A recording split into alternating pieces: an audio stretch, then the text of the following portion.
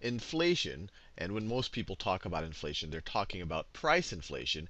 And that's just the general increase in the level of prices for goods and services.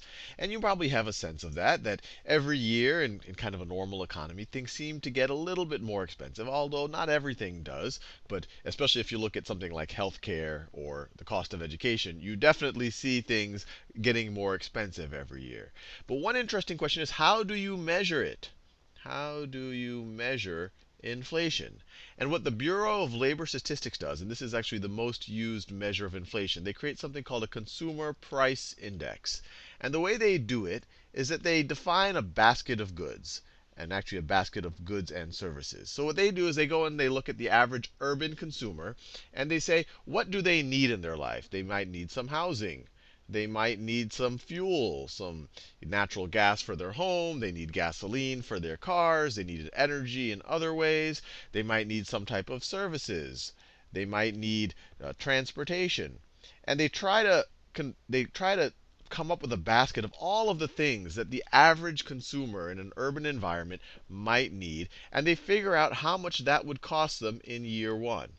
And let's say that in year one, that it costs them $100. The actual basket that the CPI constructs would not cost $100, but I'm going to do this for the sake of simplicity. And they'll weight these based on what percentage they think people spend on housing versus fuel versus services versus transportation.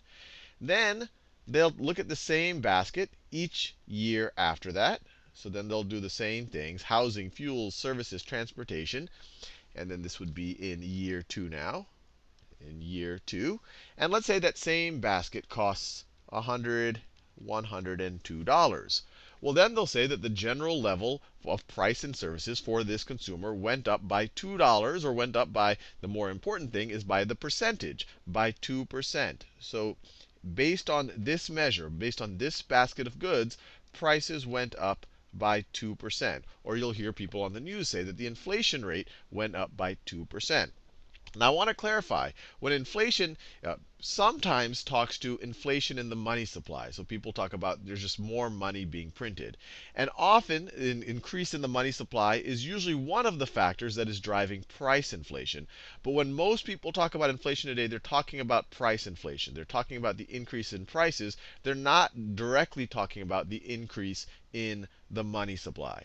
Now, this seems like a pretty simple thing to do, but it's not as simple as you might first think. Because think about something like TV sets, or especially anything that's technological. Do you look at the same TV set that's getting probably cheaper every year, or do you look at the average TV set that the American household is having? Do you look at the same computer that's getting significantly cheaper every year, or do you look at the average computer every year? Because then you'd actually be looking at a different product. So there's actually a lot of things to think about, a lot of things how you could weight this. And there's been a lot of controversy and when the weightings change in different periods of time. But this is the general idea, and it's really just the best attempt to figure out, on average, how much more expensive or how much purchasing power are we losing from one year to the next.